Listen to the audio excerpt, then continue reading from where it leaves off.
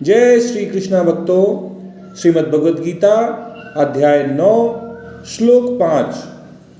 न च मत्स्थानि भूतानि पश्य मे योगमैश्वरम् भूतभृन्न च भूतस्थो ममात्मा भूतभावनः। भगवान श्री कृष्ण अर्जुन को समझा रहे हैं कि मेरे योग ऐश्वर्य को तो देखो, मेरी सामर्थ्य को, मेरी योग माया रूपी शक्ति को तो देखो कि यद्यपि मैं सभी प्राणियों को उत्पन्न करने वाला हूँ, उनको धारण करने वाला हूँ, उनका भरण पोषण करने वाला हूँ, फिर भी मैं उन प्राणियों में स्थित नहीं हूँ और वे प्राणी भी मुझ में स्थित नहीं है। तात्पर्य ये है कि भगवान ही अनेक रूप में दिखते हैं, अनेक रूप में दिखते हुए भी भगवान एक ही हैं। इस तरह केवल भगवान ही भगवान हैं, भगवान के अतिरिक्त और कुछ नहीं है। भगवान श्री कृष्ण अर्जुन से अपने समग्र रूप का वर्णन कर रहे हैं। पिछले श्लोक में भगवान ने बताया कि ये संपूर्ण जगत मेरे अव्यक्त मूर्ति से, मेरे निराकार स्वरूप से व्याप्त है। इस सृष्टि के सभी प्राणी मुझ में स्थित हैं, लेकिन मैं उनमें स्थित नहीं हूँ। इस प्रकार पिछले श्लोक में भगवान ने स्पष्ट किया था कि यद्यपि सभी प्राणी मुझ में स्थित हैं, लेकिन मैं परमपिता परमेश्वर उन प्राणियों में स्थित नहीं हूँ, मैं उन पर आश्रित नहीं हूँ, मैं उनसे निर्लिप्त हूँ। अब भगवान इस श्लोक में अर्जुन को स्पष्ट कर रहे हैं कि सभी प्राणी मुझ में स्थित नहीं हैं और यही भगवान अपना योग ऐश्वर्य बता रहे हैं, जो भगवान की योग माया है, उनकी योग शक्ति है, उनकी योग सामर्थ्य है। लेकिन वास्तविकता यही है कि भगवान निर्लिप्त हैं और इसलिए भगवान कहते हैं कि सभी प्राणी मुझ में स्थित नहीं हैं। क्योंकि अगर भगवान में सभी प्राणी स्थित होते तो जैसे भगवान निर्विकार हैं, नित्य हैं, अविनाशी हैं, ऐसे ही जो भी प्राणी हैं वे भी नित्य होते, अपरिवर्तनशील होते, उनमें भी कोई विकार नहीं होता। लेकिन ऐसा तो नहीं है और इसीलिए भगवान कहते हैं कि सभी प्राणी मुझ में स्थित नहीं है। और भगवान अर्जुन को समझाते हैं कि यद्यपि मैं इस संसार के सभी प्राणियों को उत्पन्न करने वाला हूँ, बीज रूप हूँ, मुझसे ही सभी प्राणियों की उत्पत्ति होती है, मैं ही उन सबको धारण करता हूँ, सभी प्राणियों का पालन पोषण मुझ परमपिता परमेश्वर के द्वारा ही होता है, फिर भी मैं उन प्राणियों में स्थित नहीं हूँ। अर्थात भगवान प्राणियों के आश्रित नहीं है, प्राणियों में लिप्त नहीं है। इसका मतलब ये हुआ कि भगवान सबको उत्पन्न करते हैं, धारण करते हैं, सभी प्राणियों का भरण पोषण करते हैं। ये सब करते हुए भी भगवान के अंदर ना तो कभी अहंता की भावना आती है कि मैं ये करने वाला हूँ, और ना ही उनमें कोई ममता रहती है कि ये सब मेरे द्वारा उत्पन्न किए गए हैं, मेरे हैं। मैं और मेरा, इन दोनों भावों से भगवान सर्वथा रहित हैं। संसार में परमात्मा है, परमात्मा में संसार है।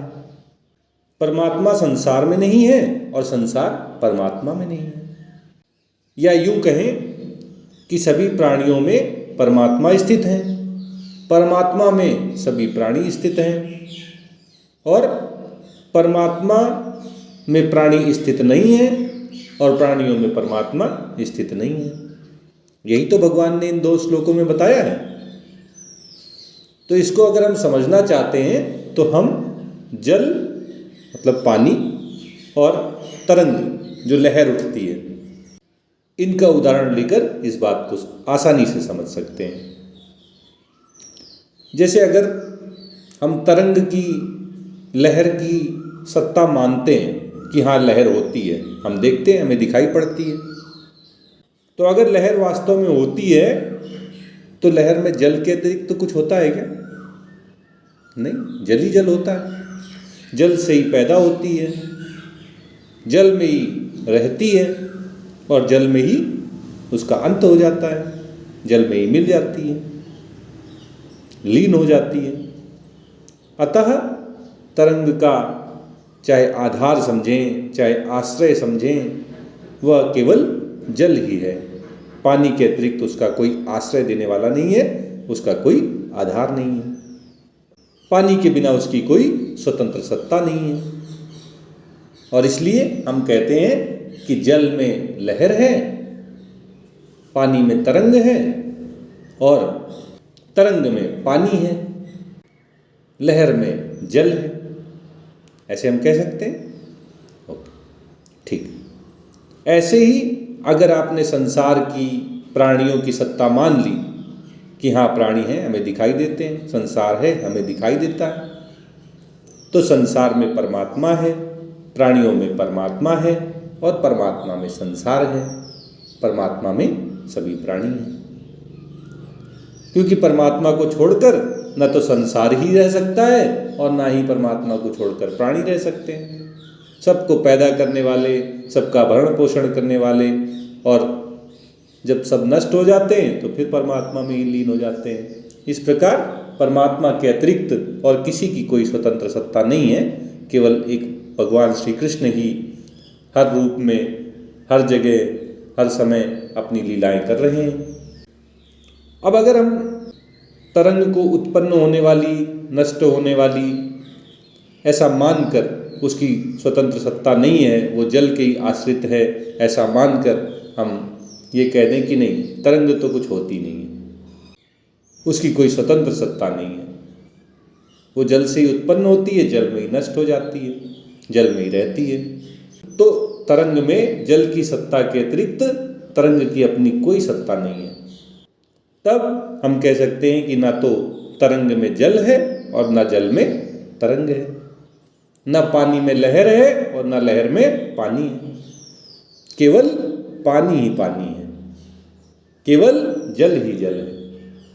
जल ही तरंग रूप से दिखाई दे रहा है, पानी ही लहर रूप से दिखाई दे रहा है। ऐसे ही अगर हम संसार की, प्राणियों की सत्ता भगवान के आश्रित होने के कारण कोई स्वतंत्र सत्ता नहीं है, ये मान लें, इसको अनुभव कर लें, तो फिर परमात्मा के सिवाय उनकी कोई स्वतंत्र सत्ता नहीं रह जाती है। तब हम कहते हैं न संसार में परमात्मा है, न प्राणियों में परमात्मा है और न परमात्मा में संसार है, न परमात्मा में प्राणी है। परमात्मा ही परमात्मा है, परमात्मा ही संसार रूप से दिखाई दे रहे हैं, परमात्मा ही प्राणियों के रूप में दिखाई दे रहे हैं। तो जैसे तत्व की दृष्टि से केवल जल ही है, न कोई तरंग है, न कोई लहर है, ऐसे ही तत्व की दृष्टि से केवल एक परमात्मा ही है, न तो संसार है और ना ही प्राणी है। वासुदेवः सर्वम, एक भगवान श्री कृष्ण वासुदेव ही अलग अलग रूप में, अलग अलग परिस्थितियों में, अलग अलग वेशभूषा में, अलग अलग शरीर में, अलग अलग समय में लीला करते हुए संसार में दिखाई दे रहे हैं। इस तरह मनुष्य की दृष्टि भगवत दृष्टि में परिवर्तित हो जाती है। ओम तत्सत। जय श्री कृष्णा, जय श्री कृष्णा, जय श्री कृष्णा।